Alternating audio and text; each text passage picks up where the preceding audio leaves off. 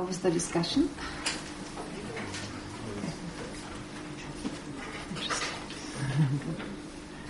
All right. Maybe we'll start with some questions. A few.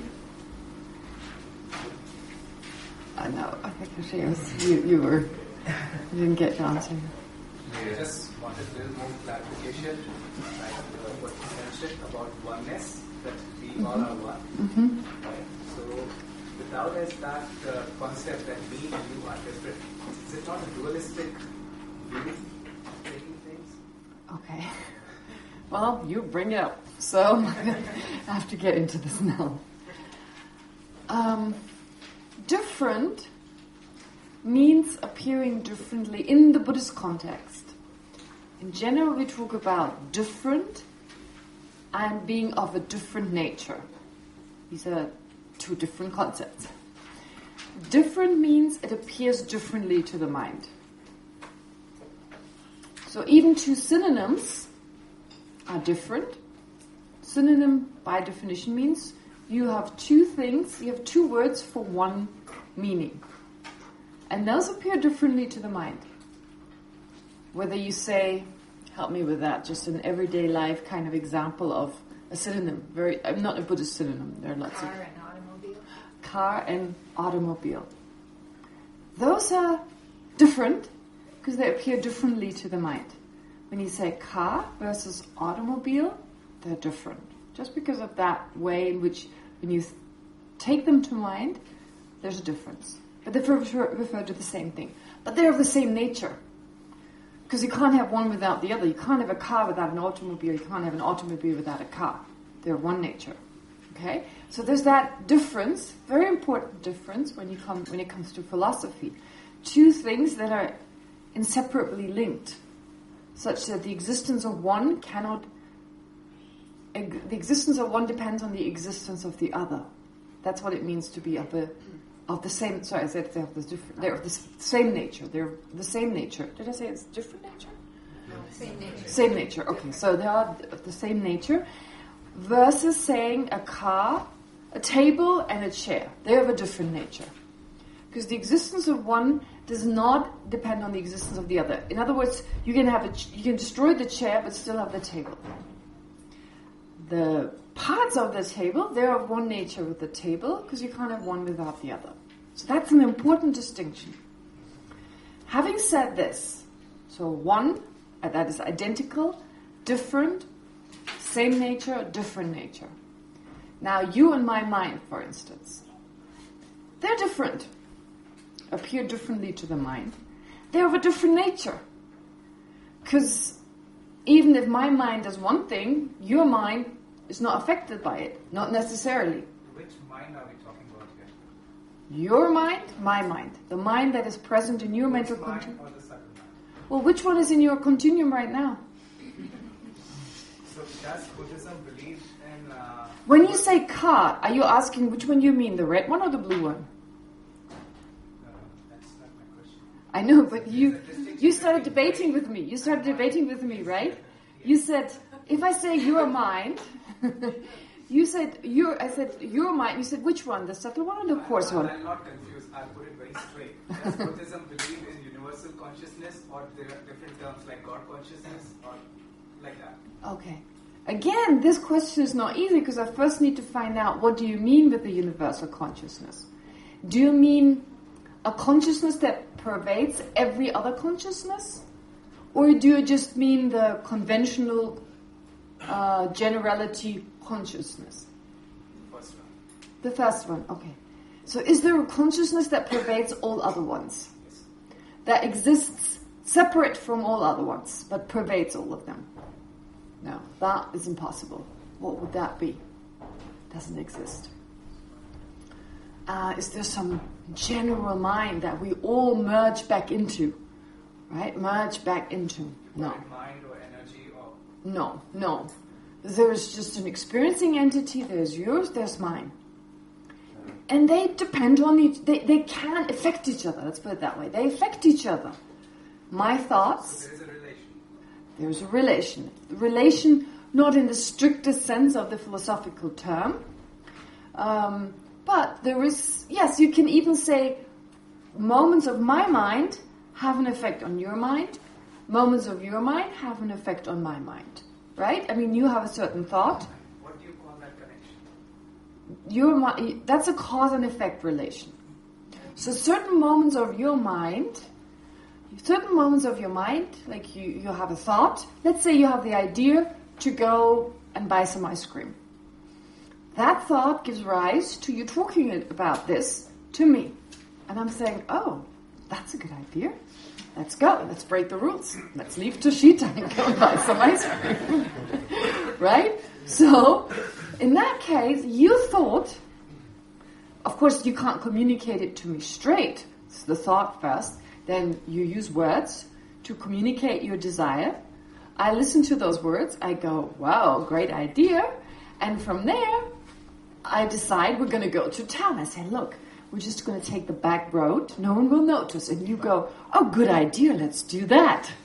So, you see, in that moment, our thoughts affect each other. Which is connecting you to me, right?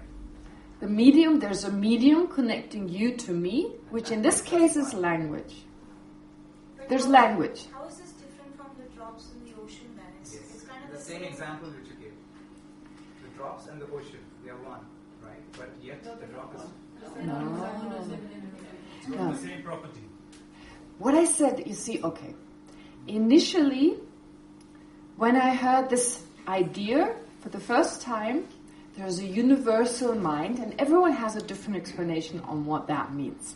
But there was this explanation that once we become Buddhas, we all will merge, go back to the Mother Ocean kind of idea, right? So, merge, what does that mean? Become one with the ocean? Well, just kind of become part of it. So, initially I rejected that idea until thought, well, in a sense, first of all, we're already part of the ocean of mind, if you like. If you talk about a generality in a conventional sense. Okay? Just a generality. I'm going too much into philosophy, but you see, in Buddhism, there's no idea of a separate universal. That doesn't exist. A separate kind of permanent universal of mind. Or a separate universal of table. Let me just finish, please.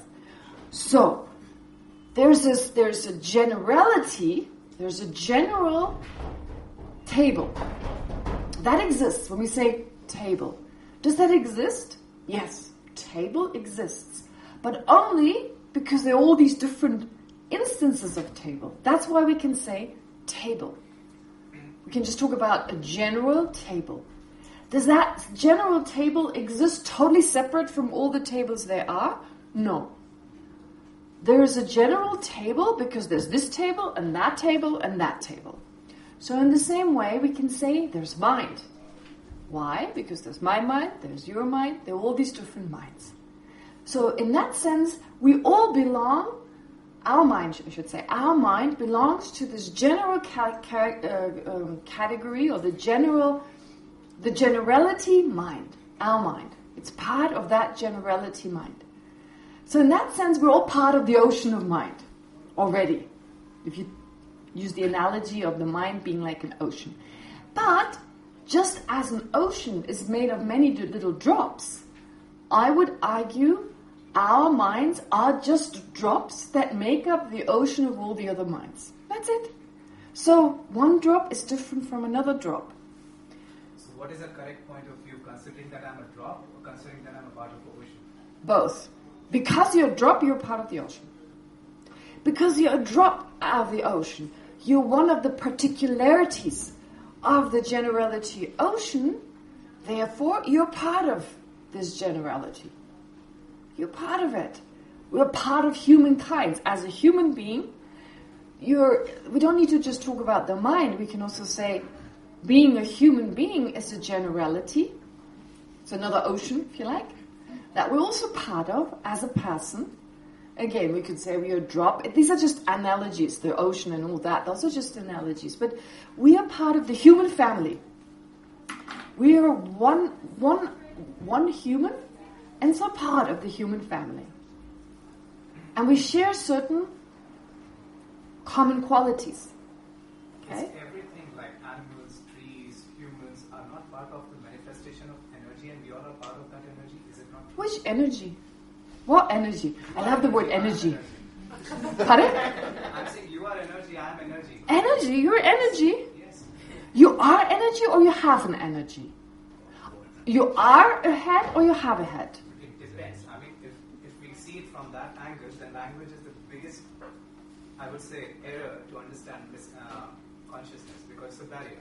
Right? So if we get stuck into technicalities and words, but the fact is... No, wait. But if you use the word energy and you say you're an energy, I would agree you're a person, you're a human being. I would agree you have energy. But to say you are an energy, I just would ask you to redefine the word, or to define to me what you mean with energy. You are an energy. What is energy? You say that basically your body is condensed energy. Your body... Oh, so now you're saying your body. He was talking about himself being energy. But you're not your body, right? Sorry to do this to you.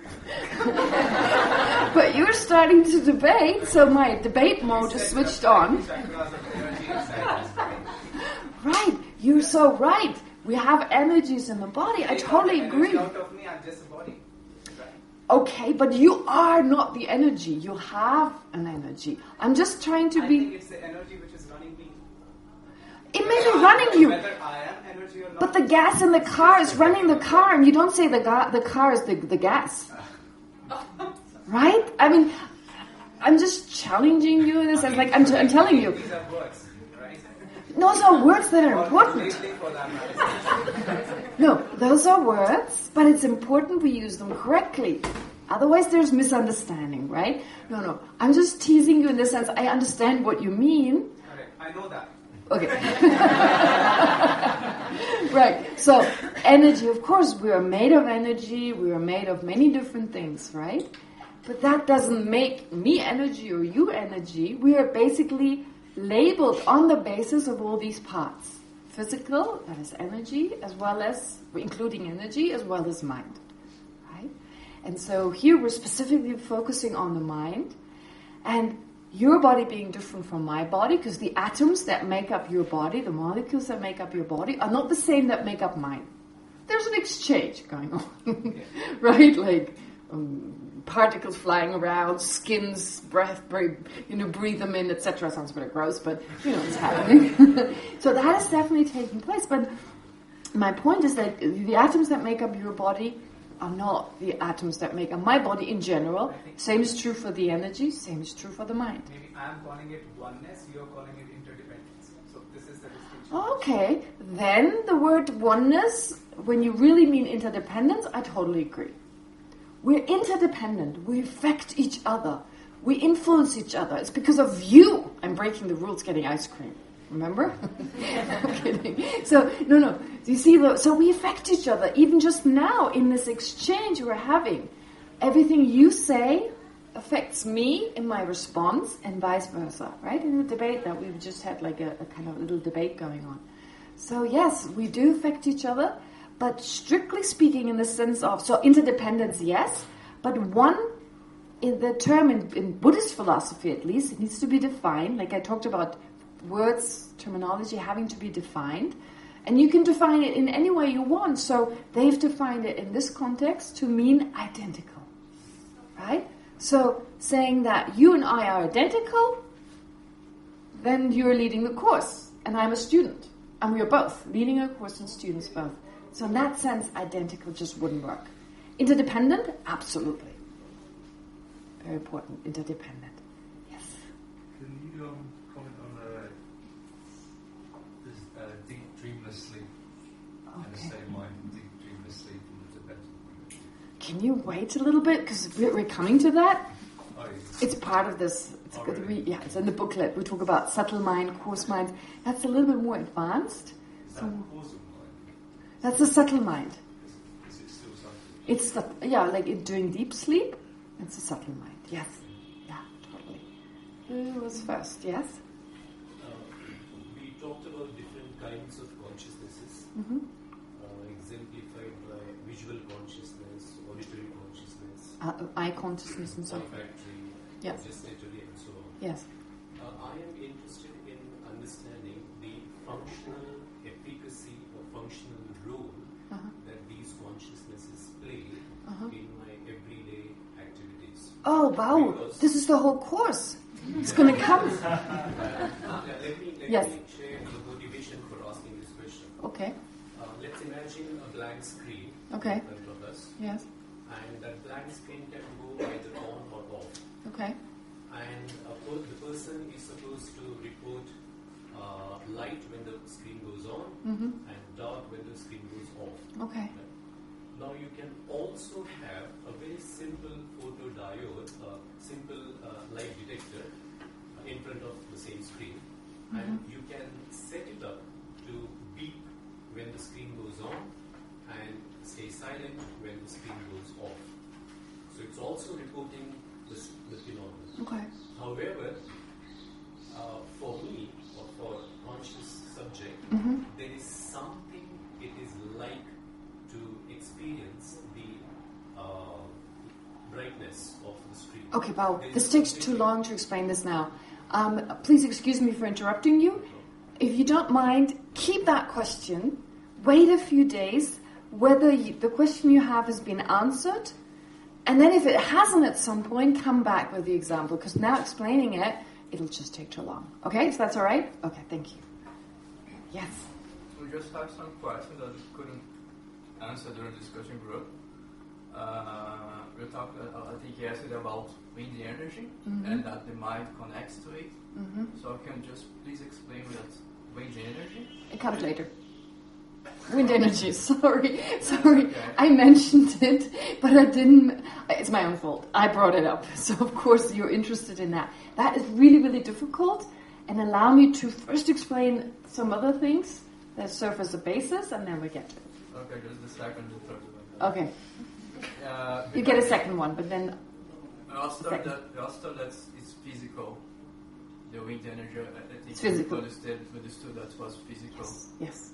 So I just got a little bit confused, like energy being physical, like, so just could define what's physical for Buddhism. I just understood that physical as something that's tangible. Oh.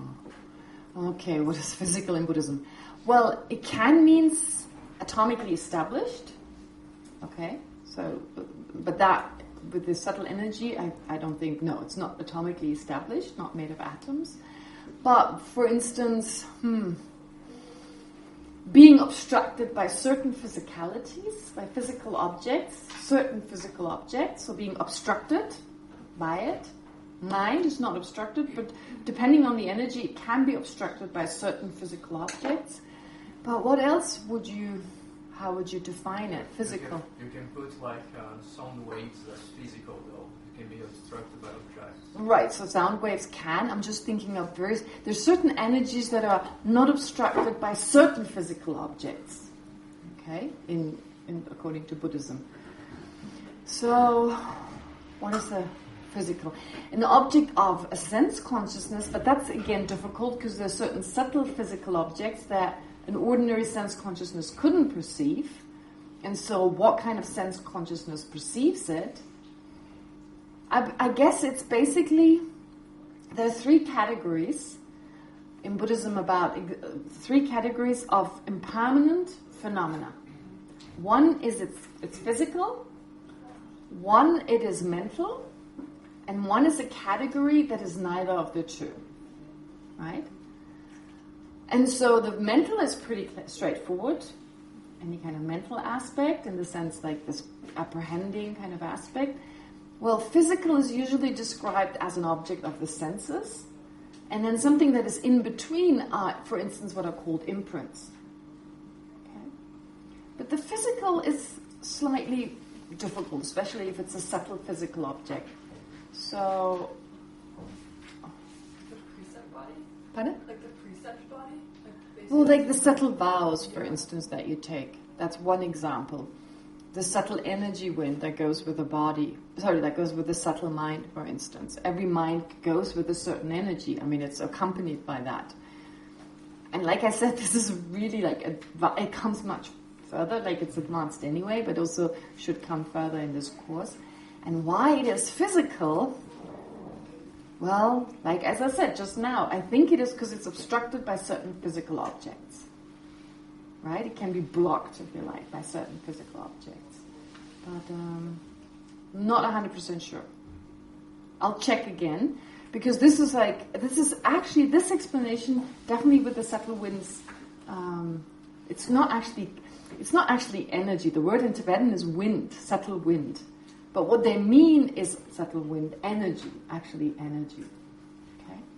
So I'll check again. It's a little difficult to get an explanation on that one because it's not easily found, but I'll check again what is the reason. But that's what I understand, that it can be obstructed by something physical. Yes? Short clarification. The word sem in Tibetan, Sem. Is that a translation of the Sanskrit word chitta? Like bodhicitta? Chitta. Yes, as far as I know, it's the Sanskrit word chitta. Yeah. I've heard that in regards to the ordinary mind, like opposed to a superior. That is according to the Nyingma tradition, for instance. They talk about sem as an ordinary mind and yeshe or rigpa as a special mind. This is just a matter of using terminology in a slightly different way. Right? So in the Gelugpa tradition, you don't have that distinction just because the word is used in a slightly different way. Yeah. Yes. This morning you said something about something about the mind. Okay. Yeah, I remember. I did a Laptop retreat. Geshe-Laptop? Yeah. Yeah. And then every meditation was starting with placing the body, placing the mind. Mm-hmm. And this Lama was really strict, so I thought about this question for 3 days. Where do I place the mind? Where do I Because I place like the- to, Okay. and then everyone starts to laugh like it's a bit. And Where do I place the mind? so I visualize. Uh-huh. I like to visualize. So is it correct to visualize this area to place the mind, or shouldn't I use my physical body to place the mind? Do you know? Did he not explain what he meant with placing the mind? No? I think what he said in the Shine retreat. Shine. Shine. Okay. That we have a tendency to wander off Mm. to the mind, to the past, to the future, and in that way placing it. Okay. He doesn't mean physically placing it then. No. Placing the body basically means stop fidgeting. Kind of be calm, settle down, exactly. Be calm, make sure your back is straight, etc. So placing the body, that's definitely a physical activity. Placing the mind, especially in the context of concentration, you place it on one object. You focus the mind on one object. You don't allow it to go here and there and everywhere, which happens when the mind is disrupted. No, you place it on one object. So when you start a meditation, usually just to settle the mind for a few moments, settle the mind, place the mind, you focus on breathing.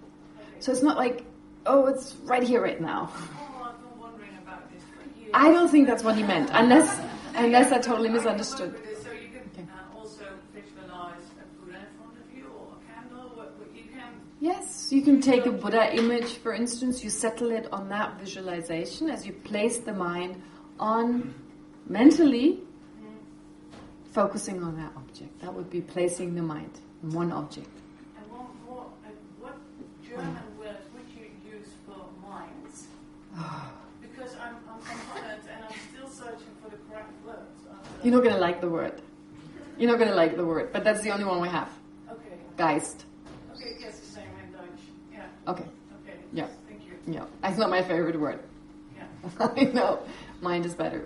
There are some really good words in German, but there's some words that I have a hard time with because I also do some German translation. And yes, so there are some words that are difficult to translate. Yeah. Yes? When you meditate in shamatha and the object is the mind, Okay. and you start to try and focus on it, and then you kind of, do you envision there's like space behind your eyes, or is that already starting to go wrong because you're kind of sensing something when it's not there? So I feel like I've there's a space you kind of feel inside your skull. Is that sensing something that's not real, right? That's a projection. Well, it gives me... I'm under the impression you feel that your mind is behind your eyes. Is that right? Okay, all right. So you have a sense... This is a very interesting idea, because like when I teach about self or selflessness, oftentimes I ask, do you have a sense of a self? And everyone goes, sure, yes, I do. Is there a sense that the self is located somewhere? And oftentimes people say in the heart, behind the eyes, or in the belly. Chest as in like heart area, yes, heart area. Mind area, belly area. That's about it. No other place really, like I'm telling you, not on the knee or anywhere else. So, and not surprisingly, if I ask the same question with regard to the mind, where's your sense, what sense do you have where your mind is located, is usually in the same place. As Westerners, we have a sense, well, mind is brain, so therefore it's kind of there, but not in all cases. So, your mind is actually not necessarily up here. Your mind moves through the whole body, because the energy moves through the body. So there are certain places, they sometimes talk about the anger being more in the navel area, etc. But it depends. It depends on a person's physical constitution. So in general, I don't think you should restrict yourself to think it's in here, in that area. If you can, let go of that and just allow it to be anywhere, basically. To not hold and be fixed on a place. But of course it's natural, because we are used to thinking of something in a certain space. Something we can see. But then to achieve the pure mind, you wouldn't have any... It's kind of like transcending any part of the body then? To like feel... Oh, don't be so hard on yourself. Don't worry about, like transcending. That is like, wow, that's like a little bit. Yeah. So, no, don't worry about it. Try to let go of it. If you cannot, never mind. We do use physical ideas, physical images to focus on the mind. For instance, one you probably heard, you visualize you're lying on a mountain, on the top of a mountain, on like a grass, kind of looking up in the sky, and you think the sky, that's your mind. So you just use this image, looking at the sky, visualize that sky, and then kind of project that to be your mind. As in, like, of course, your mind is not the space, but it gives you a sense of what mind is like. It's got that space-like quality. It's kind of all-pervasive. It's vast. Our mind is really vast. Again, of course, not physically vast as such, but we use these words, and this makes total sense. Vast, as in like it can perceive anything. When you were here on Sunday, you heard the Rinpoche say, your mind can expand, he uses words such as limitless. For instance, your love and compassion can become limitless. What does that mean? What does that mean? Limitless? Like, it goes off, it shoots into space and it never comes back? No. Limitless actually means... Does anyone know what limitless means? Your anger cannot be limitless. Your love can become limitless. Does anyone know what that means? Is it nice energizing in itself? No. That you can keep giving. You can keep giving to many. Yeah. Okay, Nikita? It's because the anger is a mental factor and your true nature of the mind is love and compassion. No, both are mental factors. Both, your anger is a mental factor.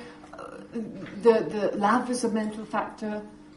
Right? Yes, they're mental factors. True nature of the mind just means once you remove the obstructions to love, it'll express itself naturally. But the reason is, we've all been angry, right? We've all been angry. Of course. Is there anyone who has never been angry? No, we've all been angry. So, how many people can you be angry with at one point in time?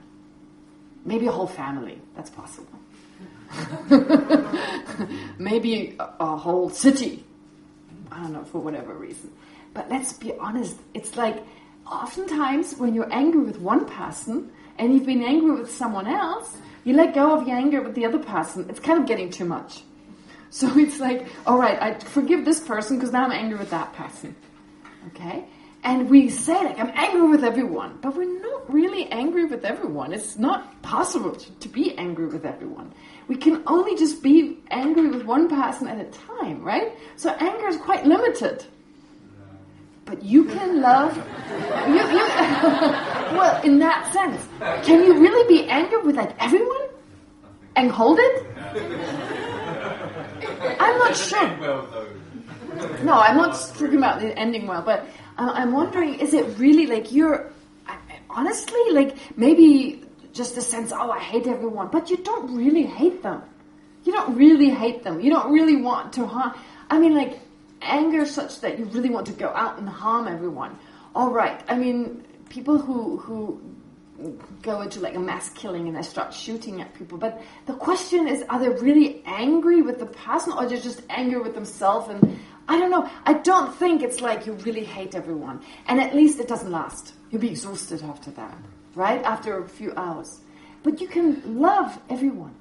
You can have, the moment you meet another person, another being, another sentient being, you can experience love for that person. So it's not limited. You can learn to love all sentient beings. That whoever you meet, so sometimes when you watch the lamas, they meet a person that their face just lights up. They don't know this person. They don't know that person, but because it's another living being, they experience love for them. So love is not limited. And once you tapped into this source of love that we have that is right now obstructed, well then there's no limit. You just have this love in your heart and you want, what is love anyway? It's the mind that wishes for someone to be happy. A feeling of closeness and acceptance and wishing for that person to be happy, for that living being. And doing anything you can to bring this about. That's how love is defined. And it can grow limitless. All right? But not just that. So our mind has that ability to reach out, especially in this loving state, to reach out towards all sentient beings. But you can also become extremely perceptive.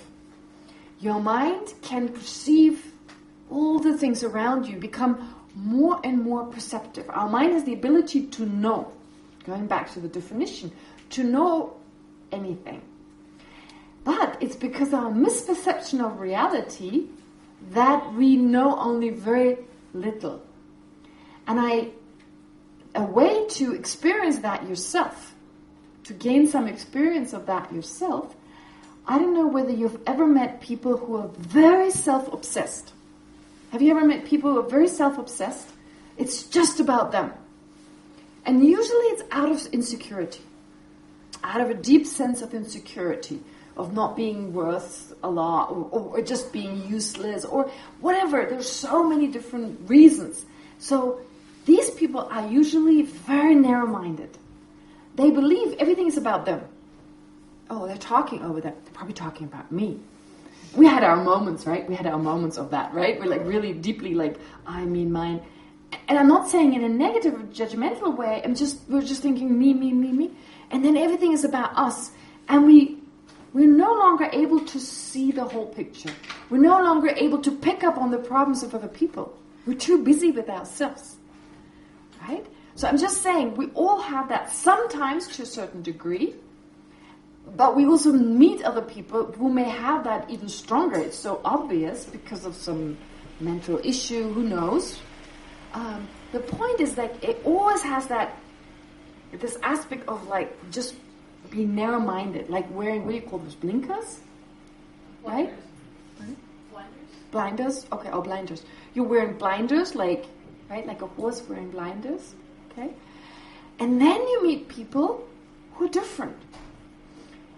You don't get a strong sense of I. It's like, I once met Dzongsa Khyentse Rinpoche, and I didn't get a sense of an I as he was talking. There was this sense there's something different, right? Just being there. And when you remove the misapprehension of the self that, as you all know, is the cause of all our problems, then me, all this energy is not directed towards it. And suddenly your mind expands. And you start picking up on things that previously you didn't pick up on. And it's also when we have a really good day, it doesn't mean you have removed the self-cherishing attitude or the self-centeredness.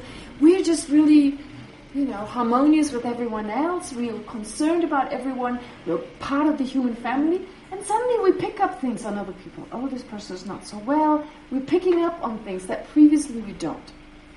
Do you know what I'm talking about? So this is, on a smaller scale, the working of our mind, that right now, because of a self-centered attitude, the mind is kind of narrow. It's focusing in on just I. Mine, my happiness, my well-being.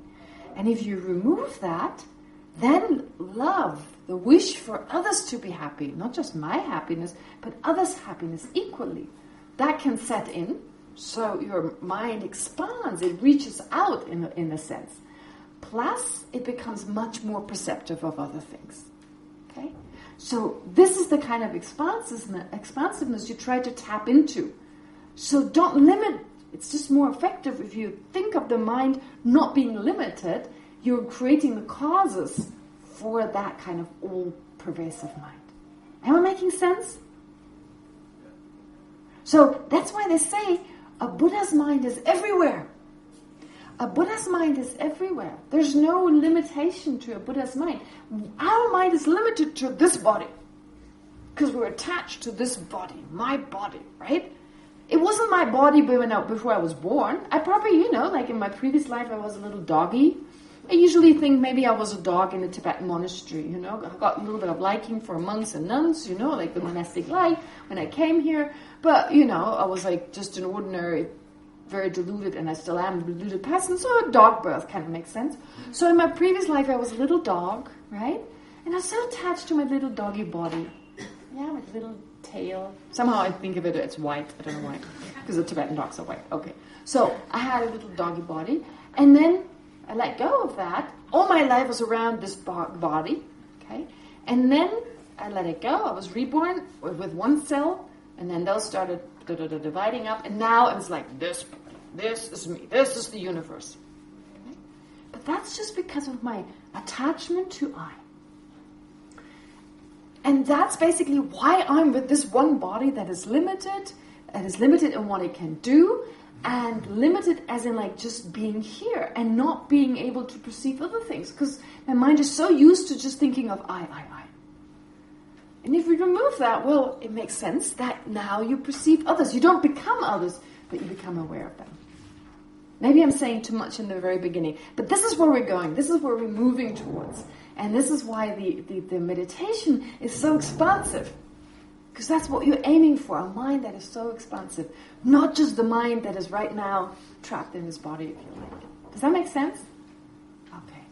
All right. Sorry. I know hands are going up again, but we can go on like that endlessly. So most people have had the opportunity at least to ask a question once. Many of you had, if those who wanted to. We'll have more time to answer questions, but let's continue a little bit more with the text. Because what comes now is a little bit difficult. All right, so as explained before on page 3, the definition of consciousness, that's the definition that is most commonly described. It's the definition that is most commonly dealt with, because it's pretty, it's kind of longer than just saying knower. Mind is not defined. I haven't seen a definition as such. For some reason, it's just consciousness. The definition of that is given. You can, of course, explain what mind is, but like a precise definition. But of course, in a way, consciousness and mind are synonymous, so it also applies to the mind, that definition. This is the one we usually deal with the most. So it's luminous in knowing. So luminous can also be translated as clear, and knowing can also be translated as cognizing. All right. So different ways in which to translate this definition, which in Tibetan is sel ching rigpa. Sel means clear or luminous. Ching is and rigpa is knowing or cognizing. So that which is clear and knowing, or that which is luminous and cognizing. So luminous and clear, or clear. This part of the definition describes the nature of the mind. the mind is luminous because it is non-physical and because it illuminates its object. But not literally like a lamp illuminating, but more in a, symbolic kind of way? I'm not sure symbolic, but anyway, it doesn't literally illuminate its object, but it is enabling an object to arise to it or appear to it in that sense. Also, it is like a mirror, here it goes, because anything can appear to it. There's nothing that we cannot take to mind. If I tell you something, some idea, it will appear to you automatically. I talk about it, and you pay attention, the object will appear to you. Therefore, every mind has what is called an appearing object. An object that appears to it. Does that make sense? That's already difficult. What does that mean? But I asked you before, think of a car. Does a car appear? Yes. Think of your favorite song. Now that's tricky. You may not be able to let it go. It's going to go round and round and round in your head. Okay. Never mind. You can think of it. You can actually play it in your mind. You have it appear to your mind.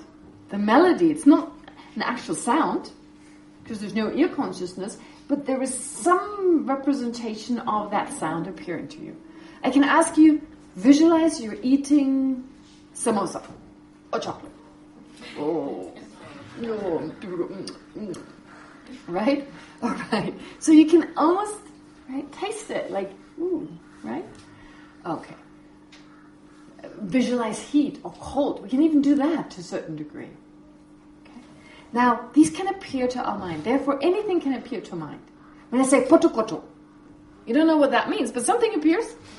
Potokoto. One of my teachers, he's a great meditator.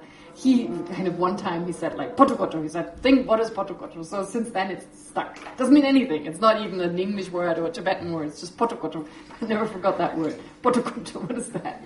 Something appears, right? And I say potokoto. Maybe just the spelling of the word. Okay, great. So anything can appear. In fact, it does all the time. To your sense consciousnesses, things appear all the time. Okay? So there's all these inputs from the outside with the senses, with regard to the senses, and of course mentally. Words are appearing. We actually talk like we think in a certain language. Have you ever noticed when you're thinking about things, you're doing so in a certain language? Now, if you learn another language, and then maybe a third or more, and sometimes you find yourself in the environment where that a particular language that you've learned is spoken, you think in that language, right? So if you're with Tibetans, you know Tibetan, you think in Tibetan. Then you think you're with Westerners who speak English, you think in English. You think in a certain language. So the words appear. And what the words refer to, they also appear. Okay? So, but you need to, this is just what it says in the text, but you need to check. Every now and then, you've just had a train of thought. Ask yourself, what language am I thinking in? Especially if you're bilingual. Otherwise, you kind of know what language you're thinking in. It's just one. But, right? Just in case you know more than one language. And if you're Indian, you usually know more than one language, right? At least the local language where you come from, possibly Hindi, English, and maybe some of the languages you picked up on the way, right? Okay, great. So this is the idea that there's always something appearing to the mind. And then the next aspect is that which is cognizing or knowing. This part describes the function of the mind. For it describes the ability of the mind to know or cognize its object, or at least to apprehend an object. Hence, every mind has an object of engagement or object of apprehension. It's described as an object of apprehension that it apprehends, mentally holds, and is conscious of. Does that make sense? This is the hardest part, this part about the objects, etc. So when we first learn about it, it's just like learning about someone else's mind and just kind of accepting it, and then you go debate, and you're debating, back and forth, and you don't think about it too much. It's a little hard to think about it. But then you check your own mind and check what is appearing to the mind, what are you thinking about? And here I gave a simple example. So an eye consciousness apprehending a vase. I could have taken a table, to be honest, because vase, that's the Tibetan example. Vase here, vase there. Pot, yeah, some people call it a pot. It's the Tibetan word pumba. But vase can also mean this beautiful vase that you use for the initiation. I wouldn't call an initiation vase a pot. So that's why I prefer to use the word vase. Okay, but some people translate it as pot. So I guess somehow in Tibet and maybe also in India there was never a place where there was not a vase or a pot somewhere. And what is the other example they like to use? Pillar. Pillar. Vases and pillars. Gawad and Pumba in Tibetan way. And some people complain, it was the same example. In the West we complain. In Tibetan we're used to it, and you're not required to bring up new examples, because whatever works for one, like you use these examples as representation for other objects. So vase, when a vase appears, whether it's a table or a vase, there's not that much of a difference, right? They're just examples, so this applies to a lot of things. And so they stick with vase and pillar for some reason. So don't be surprised if you hear a lot about vase and pillar. But I've had a tendency lately to say table. When people have had vases and pillars for so long, I may use the word table. Anyway, let's go back to the vase. So, an eye consciousness apprehending a vase, for instance. Can you all get a sense, maybe recognize, maybe have an appearance of or a sense of your own eye consciousness with a vase in front of you and you're perceiving that? Right? Makes sense. There are vases here, right? There are vases right there. That's kind of a vase. Flat one. All right. So, eye consciousness apprehend a vase, for instance, is luminous because the vase clearly appears to it. You don't have to put the vase and kind of stick it in your eye. Right? The vase is over there and you still perceive it. Okay? So it appears to you. Even though it's further away. So it appears to you. We can all say correctly, it's appearing to you. So you get in touch with this vase, in the sense like getting in touch with this vase, because it appears to you. If it didn't appear to you, how could you know about it? How could you know its color? How could you know its shape? So do you all agree? Okay, it appears. Great. A vase is therefore the eye consciousness's appearing object. Is it the color and shape of the base? Or is it the vase, or is it the color and shape? Or is the vase one of those? Okay, that's a little difficult, because you can ask, is it the meaning generality, is it perceptual, or is it the real vase? No, this is an eye consciousness, right? This is an eye consciousness, so it's not a conceptual mind. Okay, we get to the conceptual mind, the mental consciousness. No, just an eye consciousness, which clearly has an appearance of the vase. Now, her question is, are you saying the vase appears because the shape and color appears? Or how are you? That's a whole different question. That's like, what makes the vase, right? Okay, since you've asked it, there are different answers to that. Some people say the vase is its shape. The vase is a visual object. And what is it? Is it a color? No, it's a shape. Now, this seems to contradict a little bit everyday kind of convention. For instance, if you take bread, what is bread? Is it a visual object? Is it an object of nose consciousness, ear consciousness, tongue consciousness, or body consciousness? It would be contradictory to say it's something you can see and taste. That's impossible. Something that you can taste, you cannot see, and what you see, you cannot taste. So, you can either say, I see the bread, and I taste the taste of the bread, or you can say, the bread is taste, and I see the shape and color of the bread. There's a difference, right? So, in general, we say, what is it that makes bread bread? What is the main characteristic? Is it its shape and color? Is it its smell? Is it its taste? Sound? It doesn't really make a sound. So, well, could make a sound, but is it its sound? Okay. Or is it how it feels? Which of the ones is it? taste. It's its taste. So therefore we say breath is taste. What about a vase? What is the defining aspect? Is it its color, its sound, its shape? What is it? Shape. So we say a vase is shape. A vase is shape. All right? So, but that's a little funny because we also say a vase has a shape. A vase has a shape because it has the shape of its handle. It has parts, therefore each part has a shape, so we say it has a shape. That's all right. It has a certain part which has a shape, so it has a shape. But when we say it is a shape, we mean the whole thing is defined by that. Right? So therefore I think it works quite well to say, and this is just to simplify matters. I mean, we could also explain it differently. It's not a big deal. But what I'm trying to say is now your eye consciousness perceives this shape, which happens to be called a vase. We all agree it's a vase. Okay? Conventional vase. And it appears to you with all its parts, with its shape and color. Does that make sense?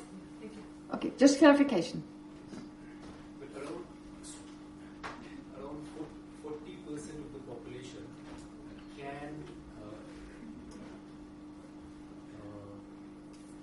smell numbers, can visually perceive numbers. Okay, you're talking about synesthesia.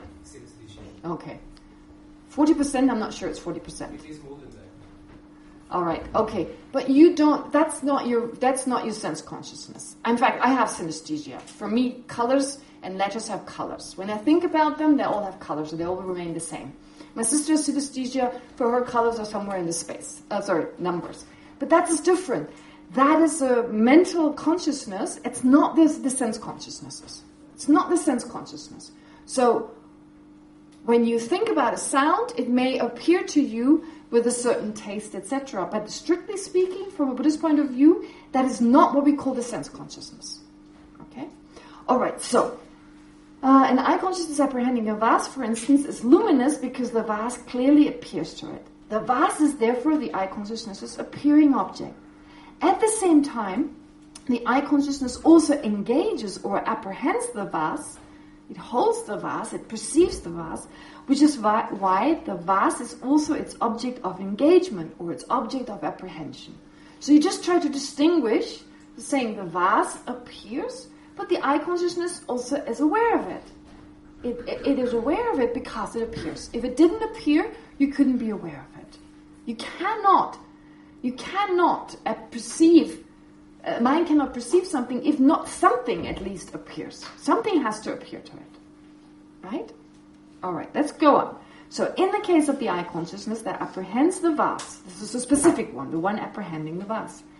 Even though the vase is both the appearing object, so that which appears, and the object of engagement. So we're going to say the mind engages the object. It's weird vocabulary. We're just literally translating the Tibetan translation, the Tibetan term. But you hear it often enough, you get used to it. I'm totally used to it. So the vase is the appearing object because it appears, but also the mind engages. That is, it apprehends. It is aware of this vase. So therefore it's called the object of engagement. So even though it's both, that eye consciousness has an appearing object that is not the object of engagement, and it has an object of engagement that is not the appearing object. So in other words, one consciousness, the eye consciousness, has many objects, not just one, not just the vase, in this case here.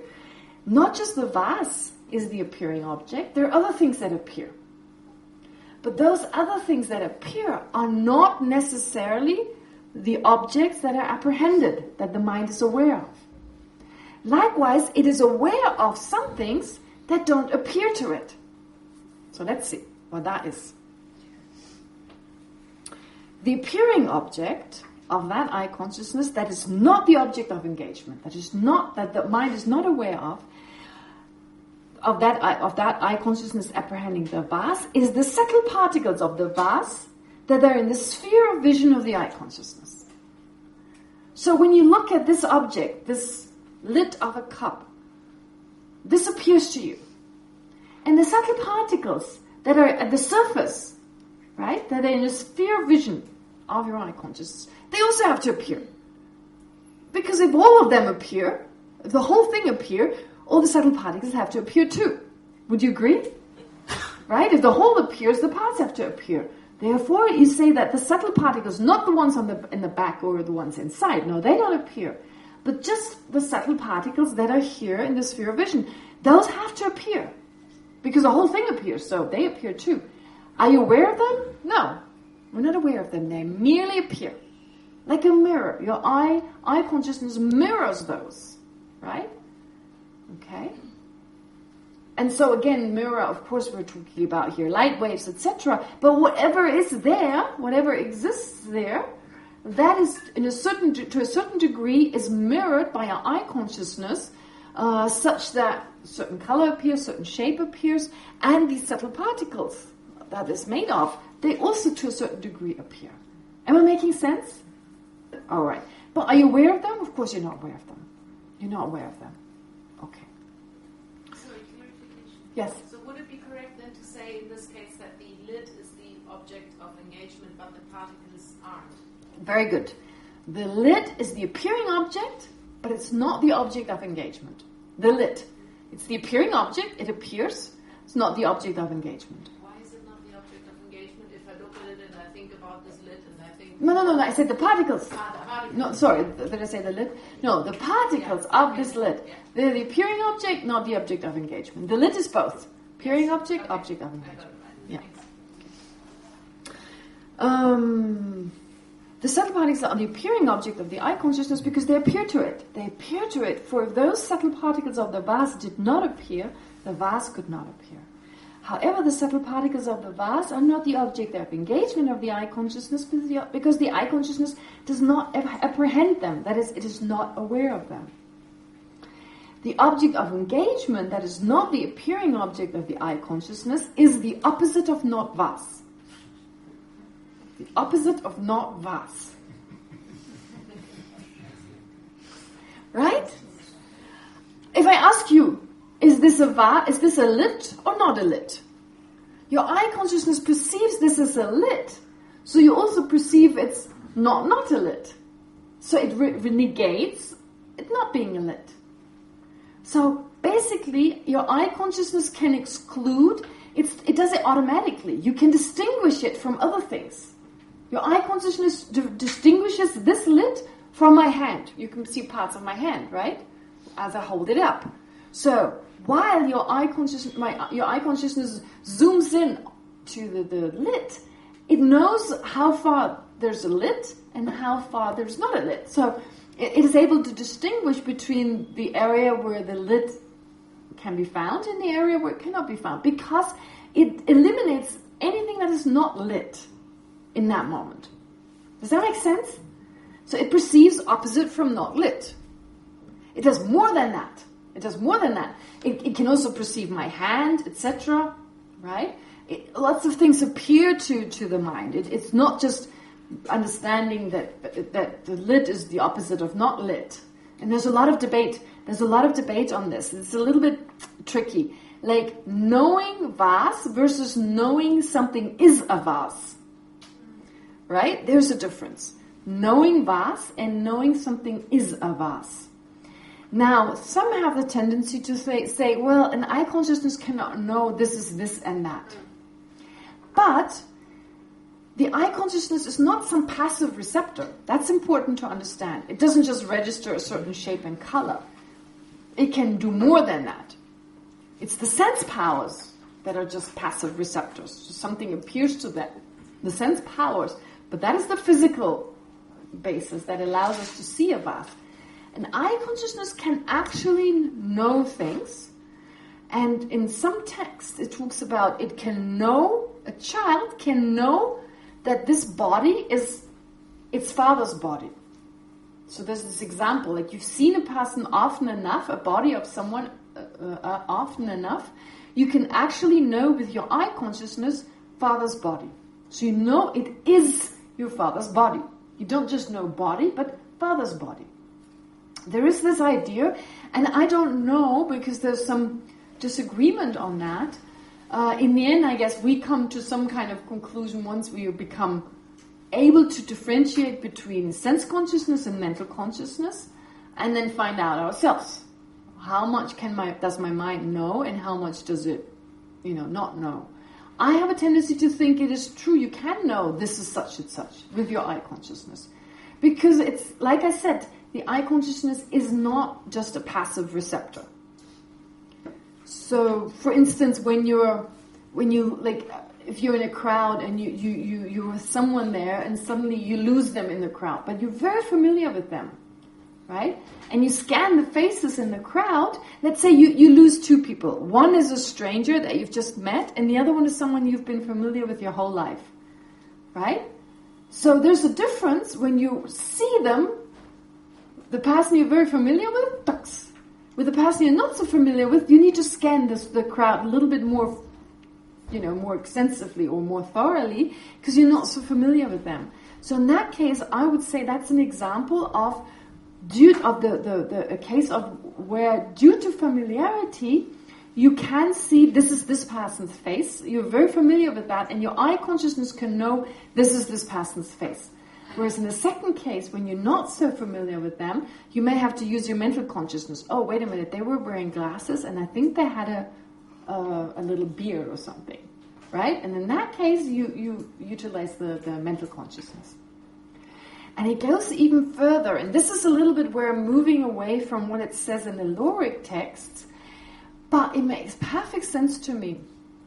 And I think it's also what modern science seems to suggest. I mean, I only remember watching a documentary about this, and I don't even remember what it was exactly, but I remember vividly the explanation that we can, with our sense consciousnesses, we can only see things that we have an idea of. Right? And there's definitely the whole thing with the boat when it came, Galapagos, what do they call the Galapagos? Columbus, that's right, yes. Okay, whether that really took place or not, some people didn't see the boat as it was approaching them because they had never seen a ship, never seen a boat, and had no concept of it, and some people just saw something dark moving towards them. So the idea that our eye consciousness, but that's in accordance with Buddhist ideas, that unless you have a concept of something, you cannot perceive it. Okay? So, you see it because mentally you have an idea of it. And if you're mentally very familiar with the idea that this is your father, or this is your father's body, or your father's outer body basically, or father's face, you could perceive this with your eye consciousness. I would agree with this. But, like I said, there is some debate on it. Okay? Clarification? Yeah. Mm-hmm. You say another example for this would be like people who believe in spirits have the ability to actually see them versus people who completely don't. People who believe in spirits have the... I don't think that's necessarily, because I'm pretty sure there are lots of people who believe in them and never see them. And there are probably people who don't believe in them. One day there's one. And because of that, they believe in them. But I don't think it's... I mean, they see something, right? Because they have a concept of something, whether they believe in it or not. This is a little bit complicated. I mean, if you totally deny the existence of something, you may actually no longer be able to see it. That's possible. But it depends on your degree of disbelief. And I'm pretty sure there's some people, they don't believe that there are spirits, and one day they encounter one. I think that's a possibility. Like spirit beings, yeah. Well, because they know what spirits are. They still have a concept. They still have a concept of them, yes, and they can kind of check, and they're like, whoa, this is really a spirit. I just saw it, right? Assuming that they exist. I do believe they exist, but that's a different matter, okay? Yes? About what you were just saying, what about babies that don't have concepts? They can still perceive things and also ask if they see something. Babies don't have concepts? No, I mean, they do have concepts, but they see many things for the first time in their life. So they see them the first time in this life, but how much do we know they bring over? I mean, that's the thing. Of course, they don't have language as we do, but honestly, I believe like colors and shapes. I mean, our mind, I'm pretty sure has that concept, and concept doesn't mean language. Concept doesn't mean language. They can definitely distinguish between self and others. Have you ever seen twins in a womb when they kind of kickboxing. You have this I saw a video once of those two twins and like, ping. So in the womb already, they weren't boxing themselves, they were boxing the twin, right? Kicking the twin. So there's definitely distinction, I and them, I and the other. So I believe we're already, it's very limited. It's very, very limited, the concepts we have when we're born, because we lose most of it. We use our usage of language, but we are born with certain ideas and concepts, because the mind doesn't stop. We think babies are just blank sheets, they don't know anything. No, they know certain things, right? They know how to cry when they're hungry. Now, you could say, it's just instinct. But what is instinct anyway? What is instinct, right? I mean, my anger is an instinct. Any kind of innate mind is an instinct, right? That doesn't mean I need to have a concept for it, right? So this is where science clashes a little bit with Buddhism, because we think it's automatic. Well, yeah, automatic's okay. We don't need to make an effort to go, I want to do this now. But there's still a concept there. My point is that you were saying that we can perceive something that we don't have a concept of, right? With the shape. Yes.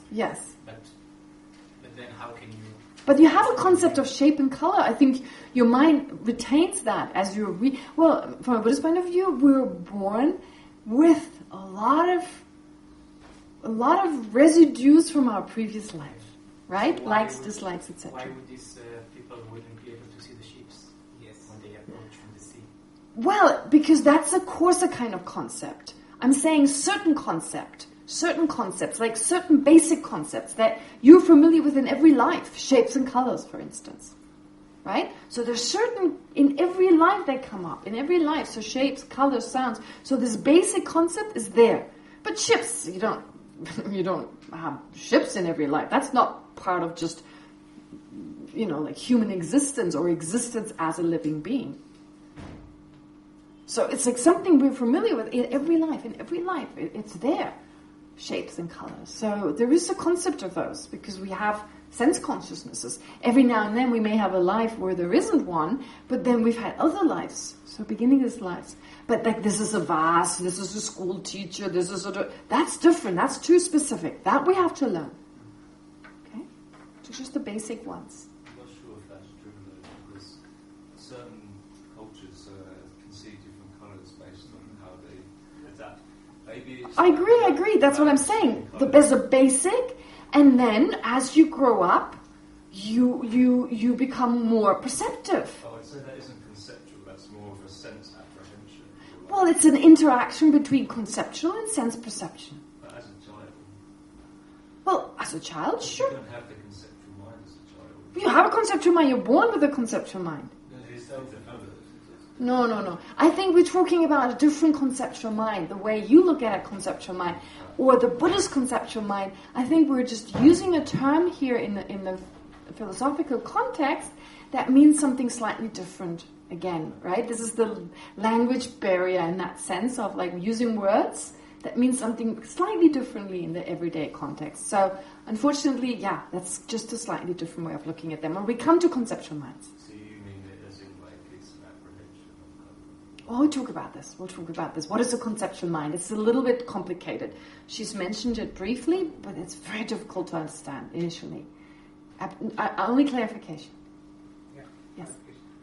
How about showing an iPhone to a tribal person? That's not a clarification. He wouldn't have seen it in his past life because it was not there. So would it create a same impact of a ship that... Well, okay, it's not such a long question. I might as well do it. I mean, you see something squared with a certain color, so they have a concept of something, shape and color. So that probably takes place. This is why with this ship, I'm not sure it's so true they didn't see anything. I'm not really sure about this. Some say there was like dark clouds. They identified them as dark clouds because the only other sense of right? I mean, there's this idea, some saw dark clouds and some didn't see anything. Some didn't see anything doesn't make sense to me.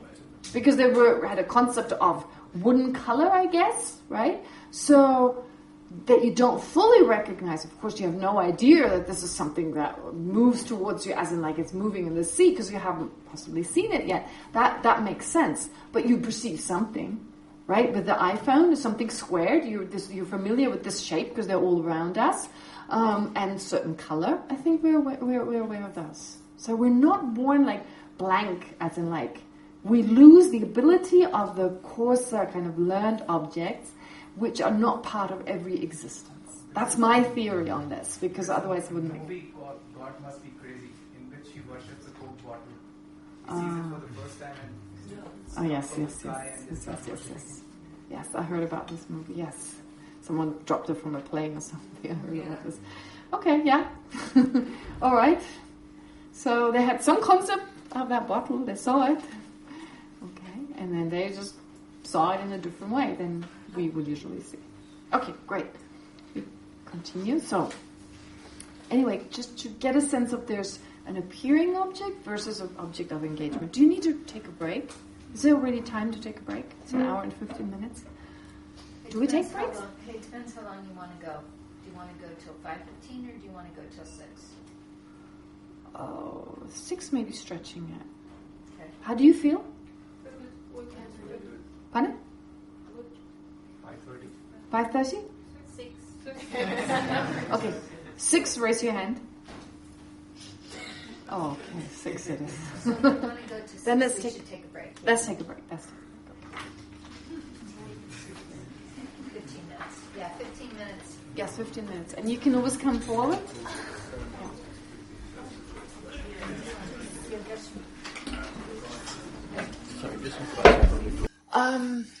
Also, I think I'm going to ask you every day whether you want to go until 6 or not, because now you've got a lot of energy, but it's coming down. And to do some meditation, it's definitely advisable, like just to be able to go over this in a more focused way.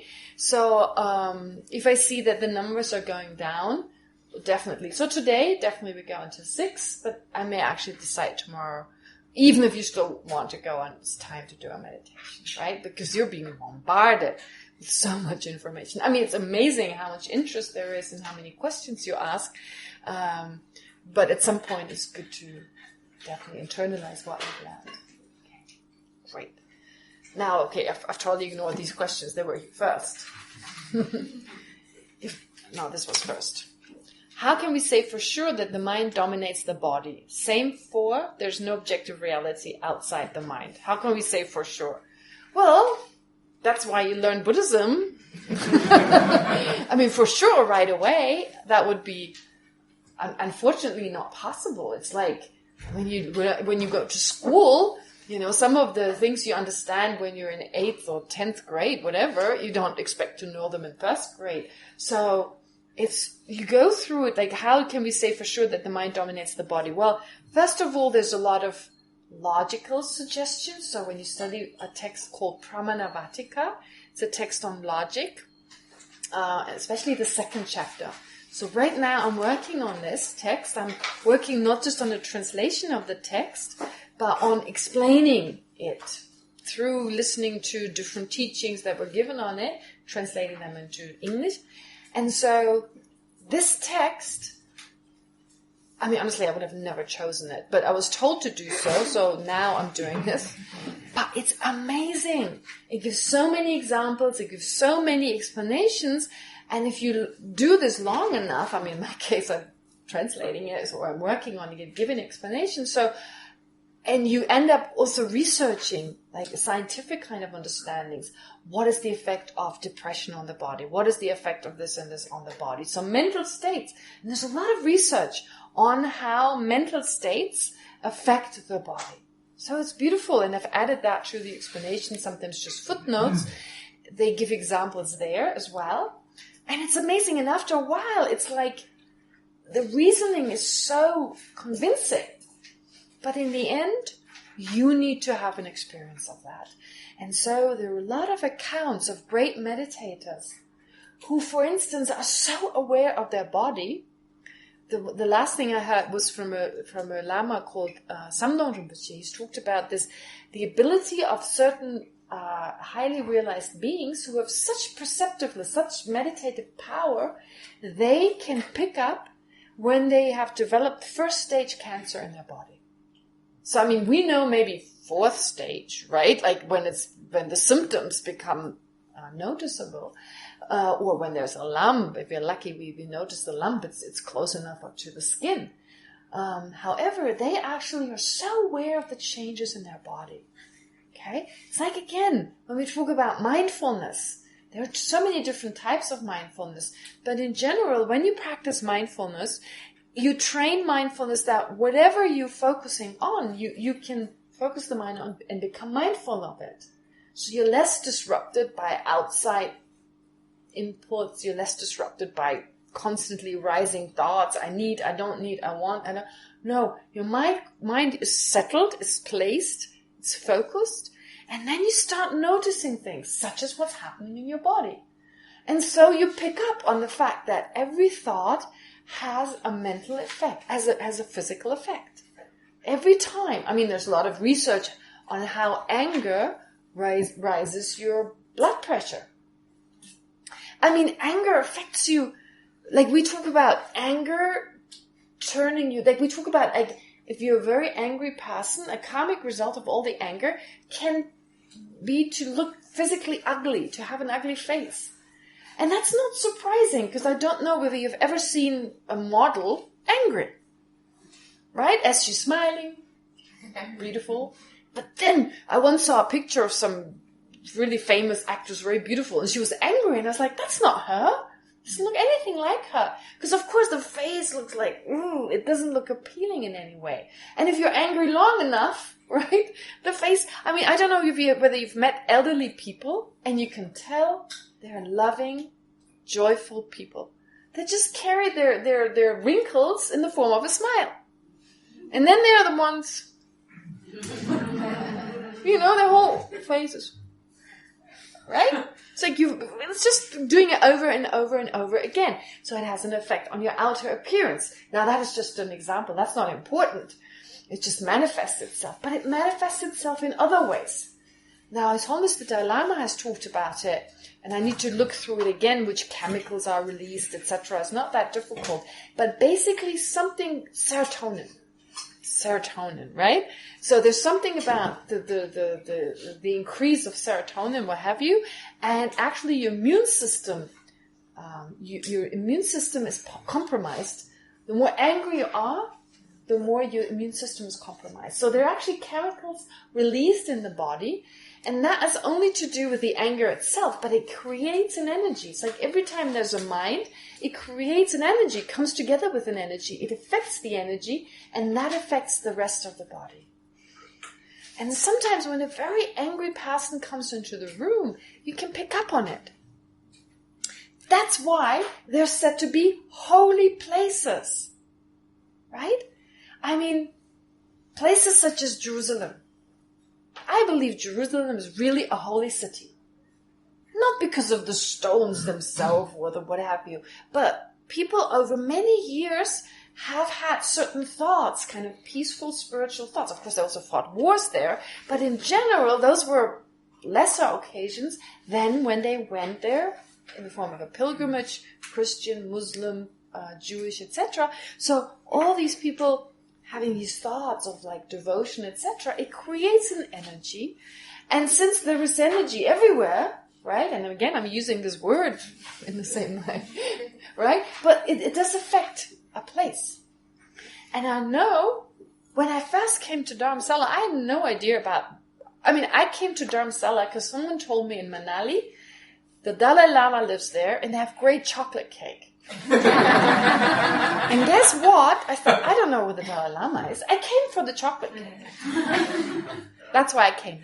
So, very embarrassing, but never mind. So, the thing is, like, I had no expectations, but when I came here, I felt so calm. Okay, that was before it became so bustling and, okay. But even then, even though there's all this traffic and stuff, and still, it's retained that kind of quality of, there's something there. So I picked up on it, and other people pick up on it all the time. They just really, their mind is really happy. Okay, they may get annoyed with the horns and stuff. All right, but of course it's not all year long. Like usually when you're not here, it's much more quiet because it's not the tourist season.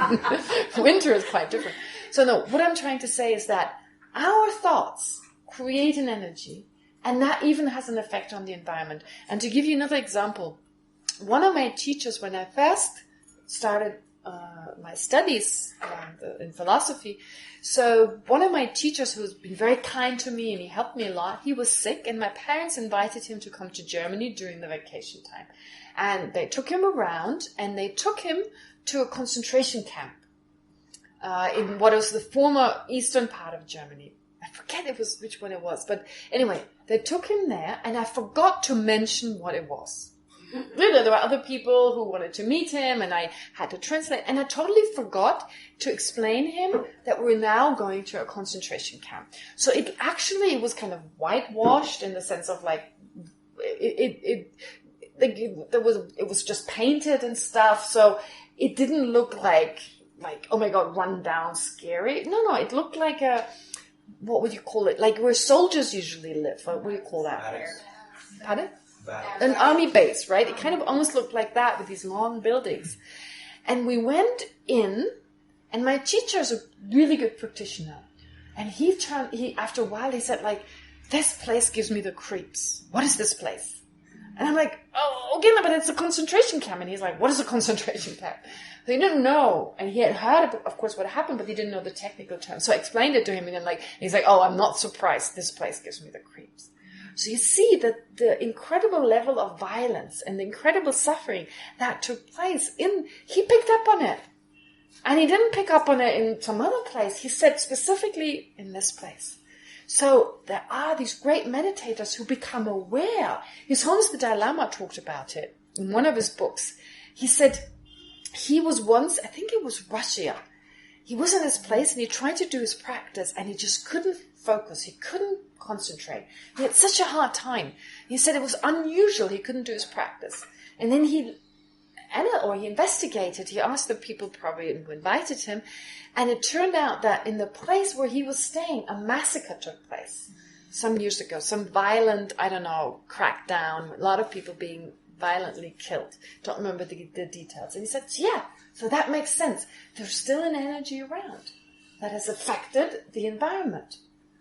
So all this, our thoughts affect our body, and our body affects other people. And it's subconscious. They may not really be aware of it. They may not, but you can sometimes feel a very aggressive person walks into a room, and there's definitely some people who feel uncomfortable. Okay? While another person walks in the room, and people go, the Lama, for instance, that's also possible.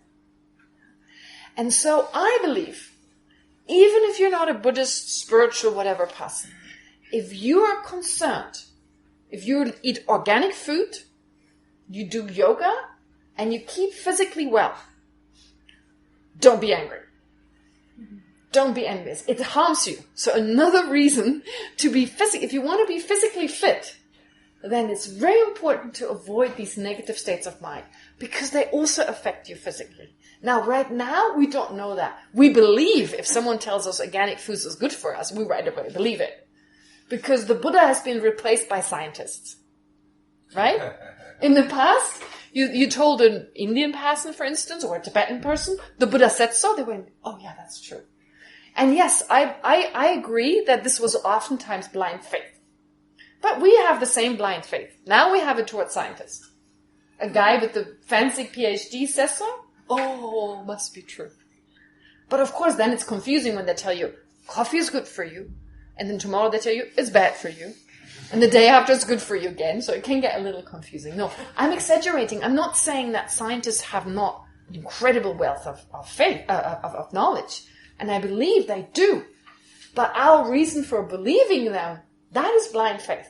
Because someone said so. Right? So from a Buddhist point of view, it's important to come to a first-hand experience of that. Right? So, therefore, with regard to especially these negative states of mind, first listen to it, check does it make sense or not, and make an effort.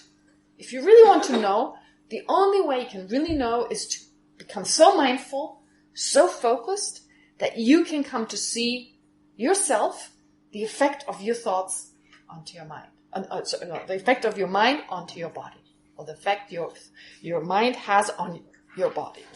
Does that make sense? That's how we get to know. Otherwise, I don't know. So, okay, one thing, very important, and I keep saying that. In Buddhism, we talk about faith. Yes, there is faith. But faith has two qualities. Two qualities, very important. Faith has two qualities in Buddhism. What are those two qualities? Two qualities, very important. So faith, I'm talking about faith as in like believing something that you don't necessarily know.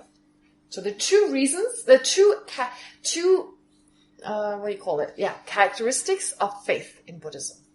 What is the first characteristic? Pardon? Aspiring. It must, no. Aspiring faith is different. There are three types of faith, first of all. Three types of faith. There's believing faith. There is pure faith or joyful faith. And there's aspiring faith. Believing faith is the type of faith I just mentioned. That's usually how we use the word. I believe in something. I have faith in something, right? I believe this is true. I believe there's past and future lives, for instance. Or I believe that the body dominates the mind, as an example. That would be a believing faith. Joyful faith is kind of a devotional kind. You meet a person like His Holiness the Dalai Lama, and you feel inspired and overjoyed in their presence. That's more like the devotional kind, where you're inspired and you feel joyful. Aspiration of faith is where you wish to attain the same qualities such as His Holiness the Dalai Lama. You work to aspire, you wish for these qualities. You have faith that this is possible and you aspire towards them. There are those three types of faith. But going back to the believing faith. Now people sometimes have a problem. When they meet Buddhism, they say, what?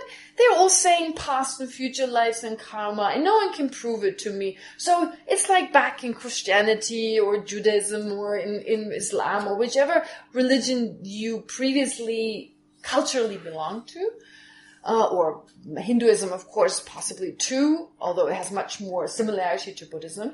Like, oh, faith, it's just back to faith. All right, but there is a huge difference to other systems. And like I said, Hinduism is similar to Buddhism, so I don't know.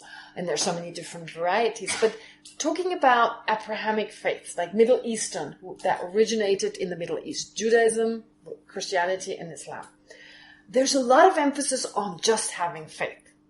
Okay? Well, in Judaism, you have a lot of analysis and a lot of reflection, but there's still a huge emphasis on faith.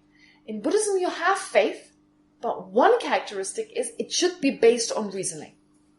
It should make sense. You should understand the reasons for believing something. That is one characteristic. So not because someone says there's past and future lives, the way we do it. Oh, scientists sometimes read something and it says like Albert Einstein said so, or Stephen Hawking said so, and we're like, oh, that must be right. The most famous ones, usually, right? Must be right. And they probably are right, but for us to believe that is blind faith. Okay? And to say one more thing that I think is really important. I claim, and you couldn't disagree, most of what we say we know, we don't know. We believe. Most of what? If I say I know and I ask you, how do you know? Well, I Googled it. My teacher told me. I read a book on it. But that's just, you know the information. But you don't know for sure. Not through your own experience. You haven't understood. You take the example. I always use the same example, but it works for everything. The globe is round. Okay? I believe that. I cannot be bothered. Well, I cannot afford to, go into a spaceship and see it for myself. Honestly, I'm not going to risk my life for that.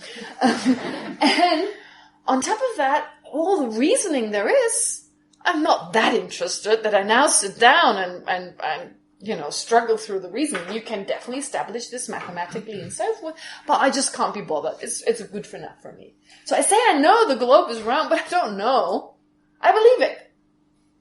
And really check your own life. How much of what you think you know You don't actually know incontrovertibly. Because someone can come along and tell you a great story of how it is the opposite, and we let go very easily. If you really know, you have a first-hand experience, there's nothing what other people, no one can kind of convince you that this is not the case. So, let's face it, there's very little we really know, and most of what we think we know, we take on faith.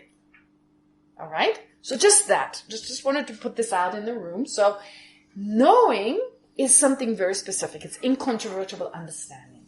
And in Buddhism, certain things need to be incontrovertibly known, but there's a limit to it. When you're Buddha, you're naturally omniscient. But it's not like it's not like on the way to becoming a Buddha, you amass more knowledge. That's not how it works. That's not how it works at all. We'll talk more about this. You automatically remove that which is in the way to knowing. And at some point, you just know. It's not like you get more and more knowledge on the way. Okay. Now, you need to know a few things that are necessary. But until you know them, you use faith based on reasoning. That's the first characteristic. Faith based on reasoning. Second, it's temporary. In Buddhism, faith is supposed to be temporary until you come to a first-hand experience. So only have faith as long as you cannot come to know and experience it yourself. Only that far. Because, well, that would be ridiculous. The Buddha still has faith in something and doesn't realize it. No. At some point, the things you really need to know, even before you become enlightened, you have to know them because otherwise you'll never be liberated or enlightened. So, faith must be based on reasoning, plus, second characteristic, it must be temporary. It's temporary. So you see, the faith is only a tool. It's like a bridging mental factor that helps us moves us in the right direction until we come to a first-hand knowledge. Very, very important idea. So therefore, it's a little different from other traditions. Okay? So, for instance, I remember this, some people have heard me say that. So, it's so different in other religions. I remember one day, I came across, somewhere I Googled something, and I don't know where it came from. It was this line saying, it's like giving you all these different websites that you can click on. It said, proof that Jesus was the Son of God. I was like, proof? That's incredible. So I clicked on it, the proof that Jesus was the Son of God. I thought, oh my God, they actually have a proof for it. So what they said was, the proof that God is the Son of God, that Jesus is the Son of God, it says so in the Bible. Oh, that was disappointing. That in Buddhism is not a proof. The Buddha said there's past and future life. That's not a proof for past and future life. That is just saying, well, wouldn't that be an interesting idea? Check it out. Right? Check it out. So assuming our mind is really limitless, as in like no beginning, no end, which therefore that's one of the reasons why my mind has existed before we came into existence. The continuum was there and it'll continue afterwards. So that understanding, once you have that understanding, past and future lives is easy. Alright? So you moved in that direction through reasons, such as understanding the nature of your mind. Once you understand the nature of your mind, the reasonings presented in Buddhism can incontrovertibly prove to you that past and future life exists. But for that, you need to make the groundwork. You need to have a proper understanding of your mind. Because if you don't understand the basics of your mind, you won't understand past and future life. Just as if you don't have the basics in mathematics and physics, you won't understand the globe is round. Right? There's a proof for past and future life. There actually is. But even if there's a proof, if your mind is not ready for that, okay? So there's so many scientific proofs. If I present this proof to you, are you going to go, oh, no, you need to have the groundwork. You need to have a certain understanding as a basis to make this proof effective. So what do we need?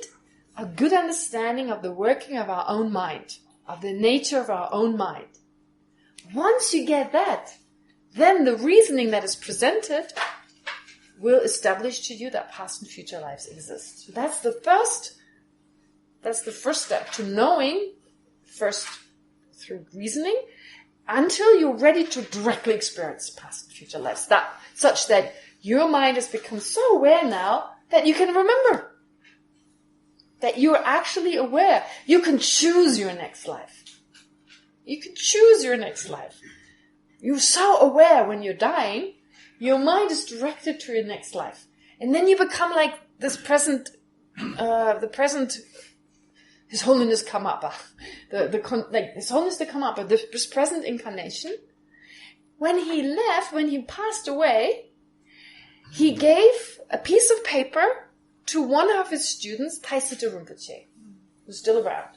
He gave it to him like a protective kind of, like it looked like a certain protective piece of paper, like they call them protective amulets or something. You stitch it into some cloth and you wear it around.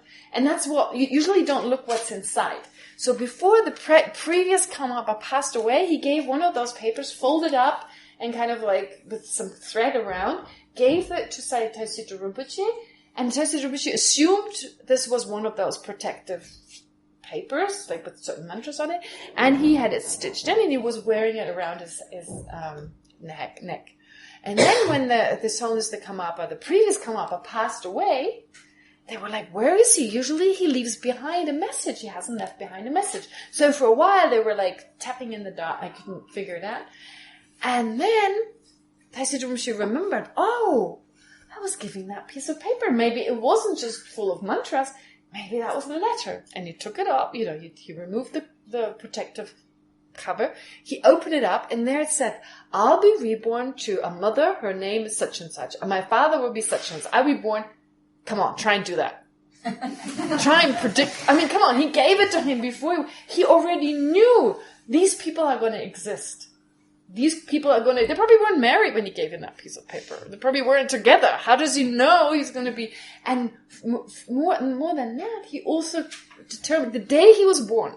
And so they didn't know. So they went to this place in Tibet. And sure enough, there was Dashi and there was Droma. I don't know what his parents were called that. But, Dashi and Droma in tent number 5 of this nomadic people who lived on mountain such and such, to the left where there are no sheep, whatever. This basic description. So they basically didn't have addresses like that. But they followed the description, and they found this couple, and they had a little boy. Born on that day, on the exact day. So how do you do that? How do you do that unless you can control your rebirth?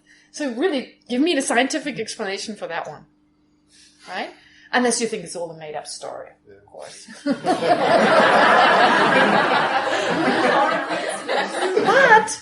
I tell you, I've myself experienced things. For instance, one of my teachers, he passed away. Now, when you die, according to modern scientific understanding, your brain stops working and you start decaying. Wouldn't you agree? Right? That's the natural process. Especially at this time of year, it's very humid, and you start smelling, right? If I die now, today, I'd probably start smelling the day after, okay? But there are meditators that are able to focus, to allow the subtle mind, when it arises naturally during the moment of death, to utilize that and to meditate with that. And what happens is the body doesn't decay. All right. Now you may say, that's just a story. But that I witnessed with my own eyes. Because I had a teacher at our institute who no one thought he was special. In fact, that's a sign for a teacher. If he tells you he's a Buddha, you know he's not a Buddha. Pretty much like that. If he says, I'm just simple, like he came across as this simple person, maybe a little messy. When you came to his room, it was like, whoa. But he was this incredible practitioner, and people didn't really know. Some people suspected it. And then he passed away, and he sat in meditation. And so other lamas were called, and they said, oh my God, he's doing that meditation. So we were in Bir at the time. We were studying the Sakya tradition. That's part of our study, to study the different traditions. So we were called over to do pujas around him. Every monk or every student of the institute I was working at was now called to assist this monk in the meditation, you're doing prayers around him, generating positive thoughts to assist him. He had been dead 5 days. It was 30 degrees at Delhi Hospital, humidity 90%. 5 days with a corpse. Okay? And that was a corpse. I mean, his face was covered. But I watched him. Any movement, any chest movement, any rising and falling, I was kind of skeptical. I wanted to not miss anything. I was like, my monks, my classmates, the monks were all reciting, and I kept watching him. Oh, if he's holding his breath, I wanted to walk away with this to tell the story, because I really watched it. There was no movement. And come on, it'd been 5 days, and we went there for some time. There must be a smell, and there wasn't. And it took, I don't know, I don't remember exactly, I think it was a bit of more than a week. And then the meditation was over, and right away the decay started. Very quickly he was cremated, and that was it. So, that was not a story. I mean, I can still lie to you, of course. I know, I saw it with my own eyes. So, here, there's a case of someone utilizing the subtle clear light mind. It can stay with us for 3 days, which is very interesting, because there's a Western tradition, at least where I come from, where you keep the body in a room for 3 days. Where does that come from? So there's this idea, in Buddhism, it's like the subtle clear light mind can stay with the body for 3 days. You can remain in that clear light, like walk into the light kind of thing. Well, the clear light mind, as it's called, that's the very subtle mind. Very joyful mind. People who've had near-death experiences, they talk about this pure mind, this incredible experiences they had. That's the clear light mind. And it manifests at death. And when you are lucky, you have a near-death experience and you're lucky to remember, that's what they describe. And there's oftentimes a sense of peace. There was once a documentary by the BBC, it's called The Human Body. And they document on every stage, birth, right, toddler age, child age, teenage age, and death. The very first was my favorite, and the last one was my favorite. So the last one is about death. And they interview people who had near-death experiences, and they talk about the clear light. I swear, it's like a description of that. This mind that's full of... This one guy, he said, there was a mind that was in the nature of wisdom and love. He was not Buddhist, and nothing else what he said was Buddhist. No, it was just, he felt great. He said there was understanding and there was love. That's exactly how it's described. Love and wisdom.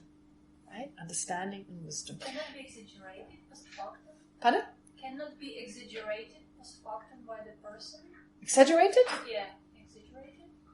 I don't know. Maybe. But maybe it's exactly what it says in the scriptures, and a lot of people had that experience. So my point is, people stay with this for a while, and then they pass on. It may be early, and may move on quicker. If you're very sick, then your body's usually not a good vessel, and your body and the mind moves on quicker. If you have an accident, of course it moves on quicker. But if you die slowly, and your body's not totally destroyed by cancer, for instance, then you can remain in that state. But meditators can utilize it for longer. 5 days, 10 days, 18 days. 18 days. There was one Tibetan who stayed in the clear light for 18 days. He became really famous. And His Holiness the Dalai Lama, I was at a teaching when His Holiness said, this guy, no, he didn't say that, but he said this person passed away and he's been there for a week. Now, Delhi Hospital, they have machines now. Machines to measure his body. He said they should now measure it. We need scientific proof what is happening. So this is already happening. There are some machines, but they had to send them to South India, because he was in the south. I don't know what happened. But here's where Buddhism and science meet. And here, for me, this is proof that the mind can continue on. Otherwise, what kept that person from decaying? There's a little bit of warmth left at the heart area. A little bit of warmth. So they took the temperature of some beings who did that meditation, and the brain was dead. They were brain dead, no activity, no blood flow, but there was a little bit of warmth, not as cold as like the cold body. Of course, takes on room temperature and that's it. But there was a little bit, an area in the heart, And that's exactly, it's the clear light mind that's located in the heart. That is active. And so that accounts for some warmth, because warmth is energy, right?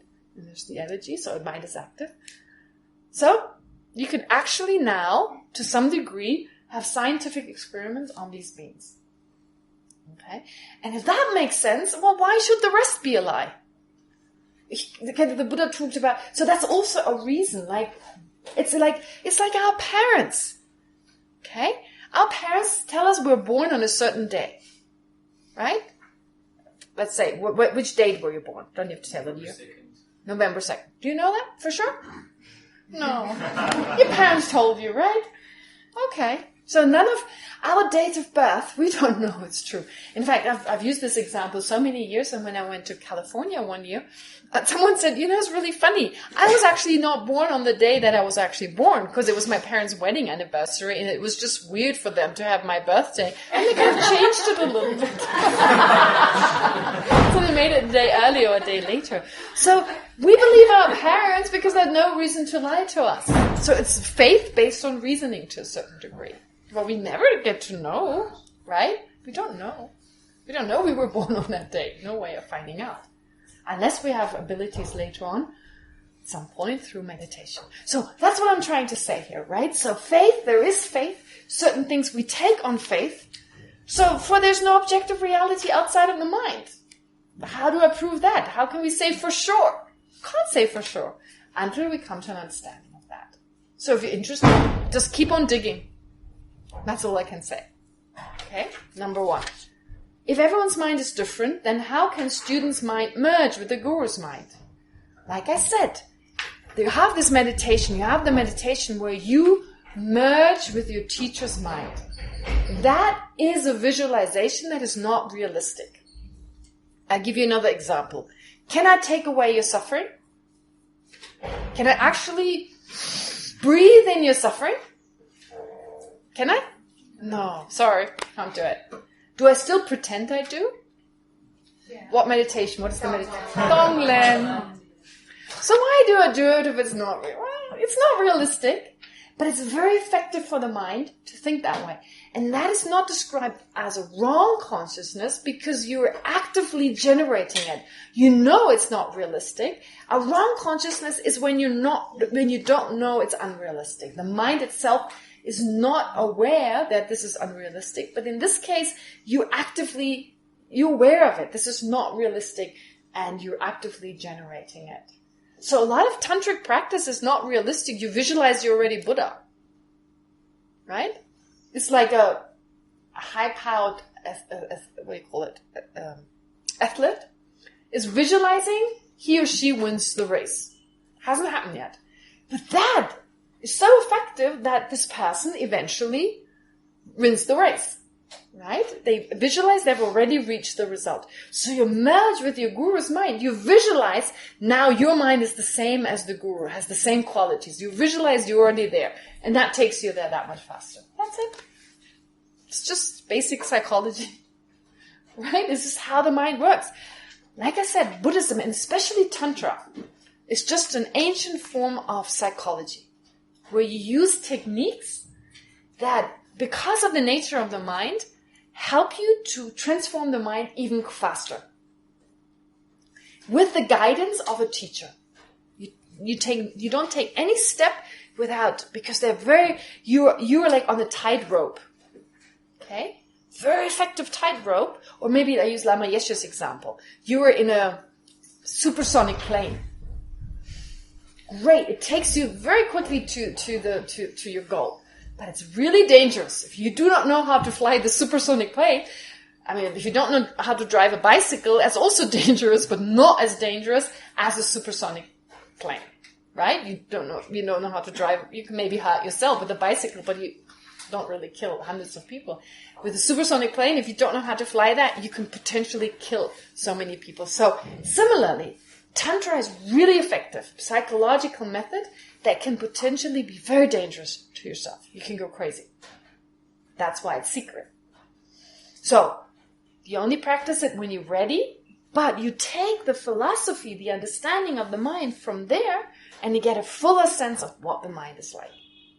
And I'm mixing those two a little bit. I'm bringing in some aspects of it, like the subtle mind, etc. Because without it, the explanation of the mind is not complete. All right, those were the two questions. I hope they were explained with that. It's a little bit more extensive than I planned, but I've included certain aspects that are part of this course anyway.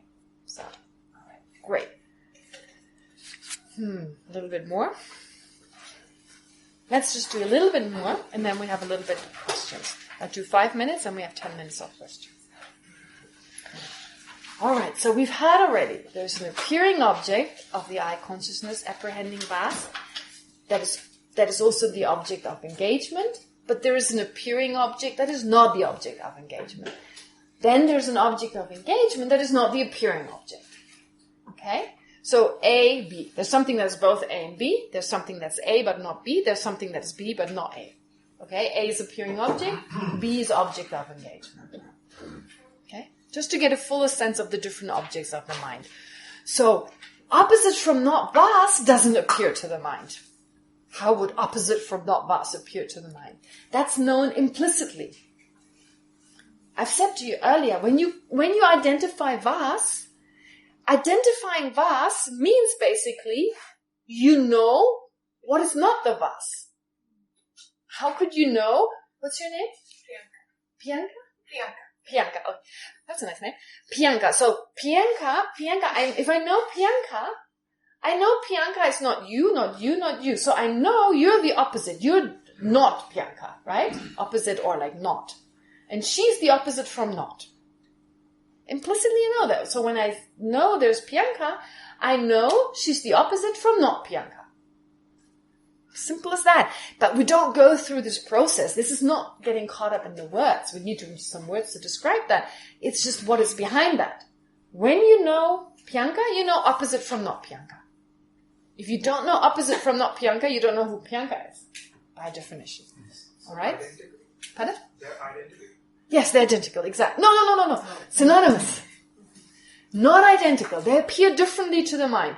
So, Pianka and opposite from not Pianka, because you use different labels to get at them, they appear differently to the mind. So they're not identical, but synonymous, equivalent. Okay? Alright. So the object of engagement that is not the appearing object of the I consciousness, in this case, is the opposite of not vas. Since the I consciousness is aware of vas, it is also aware of the opposite of not vas. For vas and opposite of not vas are synonymous, and if one apprehends one apprehends the other. However, opposite of not vas is permanent and does not appear to the I consciousness. So just opposite of not vas. Whatever is the opposite of not vas is impermanent, but just opposite of not vas, you're just negating not vas. So that's a static object. That's not changing moment by moment. It's static. It's not the vas itself. Static, like permanent, impermanent means changing moment by moment or not. So opposite or not Pianka, that's an abstract. It's like, there's nothing changing about that. It's nothing fluctuating. It's just kind of saying the opposite of not Pianka. It's a little bit difficult, that idea of permanent and impermanent. Very important concept, but a little difficult to understand initially. Please note that from a Buddhist point of view, permanent does not refer to being eternal. Very important. To us, the word permanent means oftentimes eternal. In fact, when you go to a dictionary, it tells you either eternal or non-changing. In Buddhism, we talk about permanent as meaning changing. Non-changing. Impermanent is that which is changing all the time. But eternal, you can have something that is eternal, but impermanent. You can have something that is permanent, but not eternal. Let's see whether you understand. Something that is changing all the time, but it's eternal. Mind. Very good. Very good. Something that is changing all the time, but it's eternal. Mind. Very good. Something that is not changing all the time. In fact, it's not changing from moment to moment, but it's not eternal. It's not always there. Appearing object of conceptual mind. Pardon? Appearing object of conceptual mind. Very good. The concept of the table or the concept of everything? Yeah, okay, but I'm not sure you know what you're saying, but yes. I mean, you may already know about the meaning generality, the appearing object. You're actually saying the same thing. You call it concept, you call it the appearing object. We'll get to this, so I don't want to use that example. Opposite from not Piyanka. Piyanka is not eternal. As a person, she will continue, but she won't continue as Piyanka. Right? So opposite from not Piyanka can only exist as long as there's Piyanka. But Piyanka is not eternal, therefore, the permanent opposite of not Piyanka is not eternal, but it's permanent. Quite simple, right? Well, sort of. Okay. All right. Does not refer to being eternal, but to changing moment by moment. Therefore, the definition of permanent is a phenomenon, something that exists, that is not momentary, that doesn't change moment by moment, in other words. The definition of impermanent is that which is momentary. To be momentary does not mean to merely exist for one moment. We say that's the definition, but it means to change moment by moment. Also, it does not mean that something that is impermanent changes every moment into something completely different. What does that mean? For momentary change can be extremely subtle. For instance, even though the molecules that constitute a table change momentarily, which is why we have to say that the table is momentary, the table does not cease to be a table from moment to moment. Right? So, of course, what makes the table from moment to moment is totally different from moment to moment, but it's not different enough that we can no longer call it table. Right? The atoms that make up this table, of course, they're so different from moment to moment, but that doesn't mean that you can't say table. We can still call it table. And in fact, because we still call it table, we may think that it's actually permanent, because we're not aware of that changing all the time. Oh, it's still a table. Same table. We're not aware of that change. The table does not cease to be a table from moment to moment. In fact, its change is so subtle that it's not directly obvious to us. Great. Okay. This is how far I wanted to get. So we have a little bit of time for questions. Yes. You said not a vase is permanent. Is it permanent because it's a concept or meaning general? No, not vase. It's just a non-affirmative negate. It's just you negate one thing without placing anything in its place. Like you're saying not vase. It's like, it's just negating something. It's nothing kind of, what's the word? Kind of fluctuating dynamic. It's really like an abstract. It's not a meaning generality, it's an abstract. We'll talk about meaning generality for those who don't know. Yes? In the definition of permanent phenomena, you'd have to include that it's a common locus of a phenomenon and not momentary, or else you can include non-existence. Well, that's what I did. Did you? Okay, I think I missed that. You put phenomena in there. Yeah, that's the same. Whether you say a phenomenon that is not momentary, or you say that which is not momentary and a phenomenon, saying the same thing. Yeah. So here I'm saying it's something that... So she's saying the definition is sometimes formulated in a different way, where it says that which is both a common locus, or that which is both a phenomenon and not momentary. That is the definition of permanent. But I said it in a slightly different way, because the definition can also be formulated that way. It's less complicated to say a phenomenon that is not momentary. So why do I use the word phenomenon? Well, something that doesn't exist is also not momentary. But something that is permanent must exist. Which is why, in order for the definition not to be too vast, in order for the definition not to include things that are actually not permanent, for instance, non-existences, like flying cows, they're not momentary, but they're not an existent, they're not a phenomenon. Therefore, they're not permanent. So permanent must be something that does exist and not being unchanging, from moment to moment, not changing. That's the definition of permanent. Okay? Yes? Sorry, you were first, actually. Sorry. You go ahead, yeah. Can we say that death is also something that is temporary? Of course. And that it doesn't change moment to moment? Of course it does. What is death? Death, in Buddhism, is the process of mind and body separating. Right. And that's like, you're not stuck in that, right? It's like this process. When have you died? When is the moment of death? When your subtle mind has left the body. That's when you're dead, right? So it's a process. It's like death is the name given to a process of mind and body separating. And that is an active, dynamic process. Okay? So death is therefore not permanent. It's the name given to a process. The person is dying. Now they're dead. Right? Now they've separated. Mind and body have separated. That is described as death. That's separation. Yeah. Yes, please. It's sort of related to the observation about the phantom limb syndrome, which I'm trying to wrestle with. So it's not a very well conceived question, but I'll check it out then. Okay. If somebody says, well, I'll just read it. We heard the example of phantom limb syndrome and how the person observing the pain, that their neurons fired in a way that was not the same but similar to the pained person themselves. Yeah. So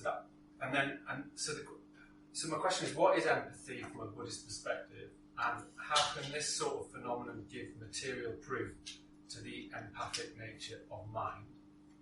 And if so, what does that say about the individual and interdependent nature of mind? Okay. What is empathy? What is the proof for empathy? Relating to this notion that somebody's brain, and this material thing, because if neurons are firing in somebody's brain when they're watching something, is that, how does Buddhism explain that? How does Buddhism explain that? All right. Well, I mean, my understanding of that, it's not that they actually give an explanation of that. I mean, I think I've even heard that coma patients, they've dealt with coma patients and they talk, like in a kind of semi-comatose state, I guess. So they talk about certain things like playing tennis, and the parts in their brain started lighting up, right? Just talking about something, not even witnessing it. So I think there's been a lot of research on that. Now, well, empathy, first, what is empathy? Right? Okay. Empathy versus compassion, which I think is slightly different. Empathy is kind of like putting yourself into the other person's shoe, right? And if you put yourself into the other person's shoe, since we naturally want to be free from suffering, we then want the other person to be free from suffering, which is compassion. But first, you need to have a sense of what the other person goes through, right? So that would make it possible that when this other person experiences pain, and your neurons fire away, you see, from a scientific point of view, they would say that it's first the neurons firing away, and then you experience empathy. Buddhists would say no, it's the other way around. You experience empathy first. You identify with that first, and then your neurons fire away. It's not this way around, it's the other way around. Now, that's debatable. How can I prove that? I can only prove it if I watch my own mind and my own brain. I cannot watch your mind. I can only watch what's happening in your brain, right? And then ask you, when did the compassion set in? But we're not necessarily aware of that. That's the thing. We have compassion. There is, from a Buddhist point of view, we say we have a natural compassion. It's naturally there. The natural ability of the mind to experience compassion. And I would not be surprised that this is a natural response, but because of all our other awarenesses, we're not aware that this happens. So the only way in which this empathy first, to just kind of identify with that person, manifests is in the activity of the brain. But there was a mind. I tell you something other that's really radical, and then it makes more sense. From a Buddhist point of view, even when I breathe, there's a mind making me breathe. There's an awareness that makes me breathe.